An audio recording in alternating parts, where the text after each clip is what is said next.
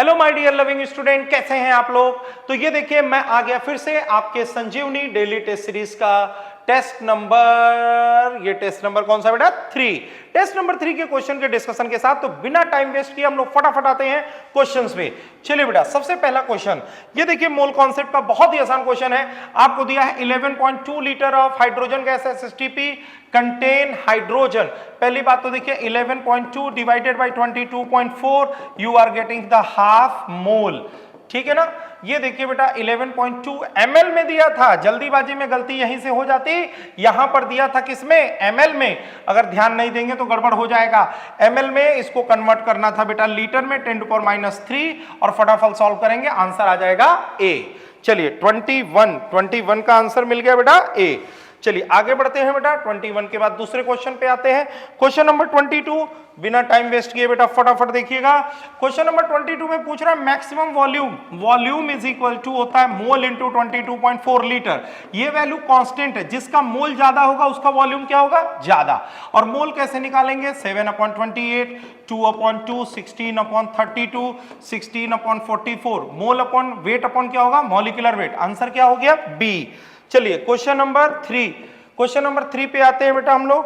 Question number 3 देखिए 81.4 gram of ethyl alcohol contain 0.002 gram of water, the amount of pure ethyl alcohol present in the sample up to the proper number of significant figure. बेटा देखिए इसमें कुछ नहीं है, simple सी बात इसमें करनी है। 81.4 में से आपको जो है 0.002 क्या करना है सब्सट्रैक्ट करना है। सब्सट्रैक्ट करने के बाद आएगा 81.398। सिग्निफिकेंट फिगर का क्वेश्चन है, ये वैल्यू 9 है, इसलिए ये वैल्यू कितनी हो जाएगी 4। 81.4 इज द आंसर। चलिए अगला क्वेश्चन आते हैं बेटा, question number 24। The total number of electron आपको बताना है इन 1 मोल ऑफ CO2। तो बेटा पहले बताइए मॉलिक्यूल कितने हो जाएंगे, मॉलिक्यूल हो जाएंगे N0। और एक CO2 में बेटा कार्बन के अंदर इलेक्ट्रॉन प्रोटॉन न्यूट्रॉन अगर गिनना है तो 666। ऑक्सीजन के अंदर कितने हो जाएंगे 16। तो टोटल आ गया 22। This is multiply with 22, you are getting the answer D is correct. चलिए बेटा फटाफट देखिए क्वेश्चन नंबर 25। हाँ ये देखिए बेटा 25 क्वेश्चन है, एवरेज मास का क्वेश्चन है। बेटा देखिए average mass of mixture methane and ethane. Methane का मैंने माना मीथेन का A है और उसके बाद इथेन का कितना है B। तो एवरेज मोलर मास का जो फॉर्मूला है A इंटू, देखिए A इंटू मीथेन का 16 है और उसके बाद इथेन माना है तो B into 28 divided by A plus B। और यहां से बेटा जब आप रेशियो निकालेंगे, ठीक है ना, average mixture of methane and ethane present in the ratio of A is found to be 20. This value is 20. A और B का रेशियो निकालेंगे तो 4A is equal to 8B आएगा, यानी A by B is equal to 2:1। फिर क्या कह रहा है रेशियो को mixture if ratio is reverse कर दिया जाए तो कोई दिक्कत नहीं बेटा। एवरेज निकालना है, A को 2 और B को 1 रखना था, अब A को क्या रख देना है 1। तो 1 into 16 plus 2 into 28 upon 1 plus 2 और यहां से रख के एवरेज मास सॉल्व कर दीजिएगा बेटा। सॉल्व करने पर देखिए बेटा 20 कौन सा क्वेश्चन है 25 का आंसर आ जाएगा A। चलिए बेटा अगले क्वेश्चन पे आते हैं 26 इक्वल मास है बेटा। तो देखिए रेशियो ऑफ वॉल्यूम निकालना है and directly proportional to volume Avogadro law है बेटा। सीधे देखिए रेशियो क्या है सबका, तो पहले नंबर ऑफ मोल्स ले लीजिए। तो ये हो जाएगा x/2 H2 के लिए, x/32 ये O2 के लिए और CH4 के लिए बेटा हो जाएगा x/16। अब इन्हीं का जो है वॉल्यूम का भी रेशियो होगा और जब आप रेशियो लोगे बेटा तो ये 16:1:2 आ जाएगा। Answer C is correct. इसका रेशियो लेना था बेटा, एकदम सिंपल क्वेश्चन है, बिना टाइम वेस्ट किए वो फटाफट आगे बढ़ते जाइए। अब देखिए बेटा ये क्वेश्चन आ गया लिमिटिंग रिएजेंट का। जैसे हम लोग जानते हैं N2 + 3H2 change into 2NH3, हमको इसका अमाउंट बताना है। तो पहले देखिए आपको 20 kg नाइट्रोजन दिया है, 20 इंटू 10⁻³ ग्राम और यहाँ पे दे दिया 3 इंटू 10⁻³ ग्राम। अब देखो बेटा सबसे पहले मोल निकाल लो, 20 into 10⁻³ by 28 this is the mole and here 3 into 10⁻³ by 2 is the mole. अब पहले लिमिटिंग रिएजेंट निकालना है, तो limiting reagent is equal to given upon stoichiometry 20 into 10⁻³ upon 28 3 into 10⁻³ ठीक है, डिवाइडेड बाई 3। इन दोनों में जो वैल्यू मिनिमम आएगी, ठीक है, यहां पर देखिए ये वैल्यू जो है हमारी मिनिमम आ रही है, तो यही हमारी क्या हो गई, लिमिटिंग रिएजेंट, ठीक है ना। ये देखो बेटा डिवाइडेड बाई 1 किया है, इसको बाई 3 किया है।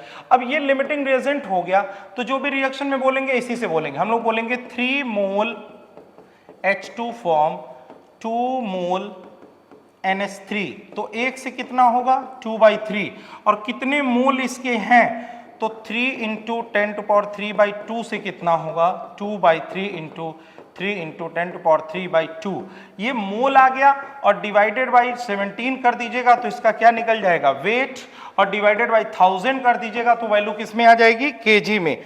तो यहाँ पे आंसर क्या आ जाएगा बेटा, ए। चलिए बेटा अगला क्वेश्चन देखते हैं, क्वेश्चन नंबर 28। देखिए क्वेश्चन नंबर 28 जो है 2 ऑक्साइड ऑफ मेटल है, ठीक है। पहला देखिए 2 ऑक्साइड है मेटल के, जिसमें ऑक्सीजन के परसेंटेज दिया हुआ है। 2 ऑक्साइड ऑफ मेटल कंटेन 36.4 और दूसरे में 53.4 है। तो चलिए, और फर्स्ट ऑक्साइड का फॉर्मूला दिया है M2O, मैंने लिखा percentage of oxygen in first oxide, तो बेटा ये हो जाएगा weight of oxygen by weight of M2O into 100। अब देखिए परसेंटेज ऑफ ऑक्साइड पहले में दिया हुआ है 36.4%, और ये ऑक्सीजन का कितना हो जाएगा 16, ये 2x + 16 इंटू कितना हो गया 100, और यहाँ से आप निकाल दीजिए x की वैल्यू। यानी जब x की वैल्यू आप यहाँ पे फाइंड करेंगे बेटा, तो जो x की वैल्यू आ रही है, this is the question number 28, x की वैल्यू आ गई 13.978। अब देखिए दूसरे के लिए आप लिख लीजिए m हो गया, ये हो गया ऑक्सीजन। ऑक्सीजन का परसेंटेज यहाँ पे दिया है 53.4, तो जैसी बात है ये हो जाएगा 26.6, ठीक है, सॉरी 46.6 दोनों के परसेंट, हाँ 46.6। अब जैसे आप मॉलिक्यूलर फॉर्मूला निकालते हो 46.6, इसका एटॉमिक वेट आया है 13.978, और ये 53.4 बाई डिवाइडेड बाई 16, ये भी अप्रॉक्सीमेट 3 पॉइंट समथिंग आएगा, ये भी अप्रॉक्सीमेट 3 पॉइंट समथिंग आएगा। दोनों को मिनिमम नंबर से डिवाइड कर दीजिएगा, एक इसका आ जाएगा और एक इसका आ जाएगा, फॉर्मूला हो जाएगा MO। चलिए ये भी क्वेश्चन हो गया। 28 के बाद आते हैं 29 में देखो बेटा क्या कह रहा है, क्वेश्चन नंबर 29, अगर हमने इसकी वैल्यू को इसमें चेंज कर दिया तो क्या चेंज होगा।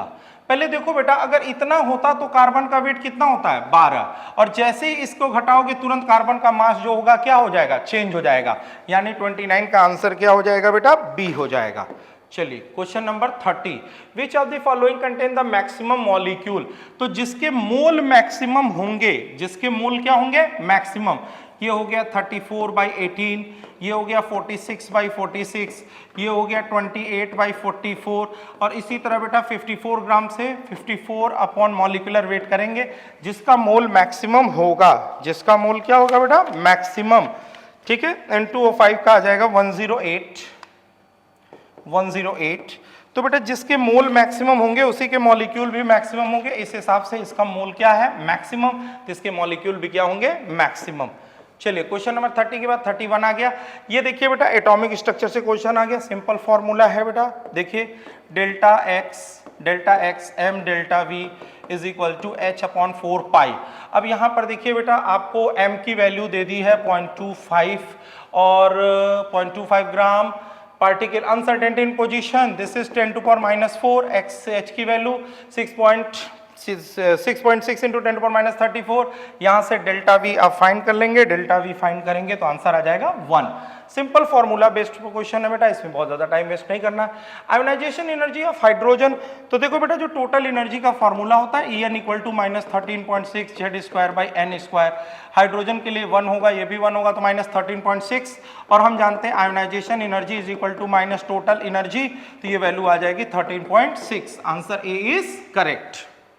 चलिए बेटा अगला क्वेश्चन देखिए, the energy of the 300 nanometre photon, तो भाई देखिए 300 नैनोमीटर की एनर्जी बतानी है तो E इज इक्वल टू क्या होगा Sc/λ।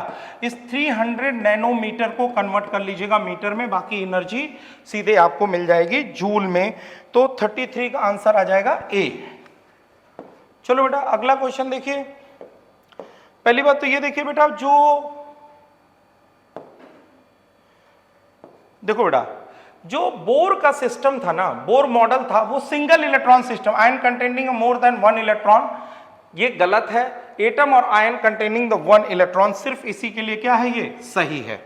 चलिए बेटा next question 35, the threshold frequency of the metal is this. तो बेटा आप threshold frequency W is equal to आप जानते हैं H न्यू, ठीक है, ये आपको फ्रीक्वेंसी दी हुई है, H की वैल्यू पता है, W से मल्टीप्लाई कर दीजिएगा, 35 का आंसर आ जाएगा बेटा आपका D। 35 का आंसर D हो जाएगा, 35 इज D। चलिए 36 पे आते हैं बेटा। 36 में देखिए कौन सा इनकरेक्ट है। पहले तो ये चेक करो N और L की वैल्यू जो है आपस में बराबर नहीं होनी चाहिए। यहाँ पे N और वैल्यू बराबर, इसका मतलब यही वाला क्या है हमारा, गलत है। 36 के बाद 37 पे आ जाइए। Energy of electron in the ground state. बेटा देखो एनर्जी का जो फॉर्मूला होता है ना, En इक्वल टू -13.6 Z²/n², ये इलेक्ट्रॉन वोल्ट पर एटम में आएगा। पहले देखिए ग्राउंड स्टेट मतलब n की वैल्यू 1 हो गई, लिथियम, हाइड्रोजन, हीलियम, लिथियम, इसकी वैल्यू क्या हो गई 3 का स्क्वायर। जो भी वैल्यू आएगी इलेक्ट्रॉन वोल्ट में आएगी, इसको मल्टीप्लाई कर दीजिएगा 1.6 × 10⁻⁻19 से, आंसर आपको किसमें मिल जाएगा, जूल में। तो 37 का आंसर आ गया बेटा C, ठीक है। चलिए 37 के बाद हम लोग आते हैं बेटा 38 में बेटा देखिए 38 में क्या करा, de Broglie wavelength of the particle mass 1। तो बेटा लेमडा इज इक्वल टू क्या होता है, H/mv, सिंपल सा फॉर्मूला है, और 38 का आंसर आ जाएगा A। देखिए 38 के बाद है 39, कह रहा for hydrogen atom when electron jump from 3 to 1 the frequency. तो पहली बात ना आप उसका वेवलेंथ निकालिए, 1/λ is equal to R 1/n1² - 1/n2²। यहाँ पे रखिएगा 1 का स्क्वायर, यहाँ पे रखिएगा 2 का स्क्वायर। जब लेमडा निकालिएगा तो ये लेमडा जो है ना 1/r की जो वैल्यू रखिएगा, 1/r की वैल्यू रखिएगा 912 एंगस्ट्रॉन। तो यहाँ से आपको लेमडा जो मिलेगा वो एंगस्ट्रॉन में आएगा, और फ्रीक्वेंसी इक्वल टू होगा C/λ। और यहाँ से जब इसको सॉल्व करेंगे बेटा तो 39 का आंसर क्या आ जाएगा, A।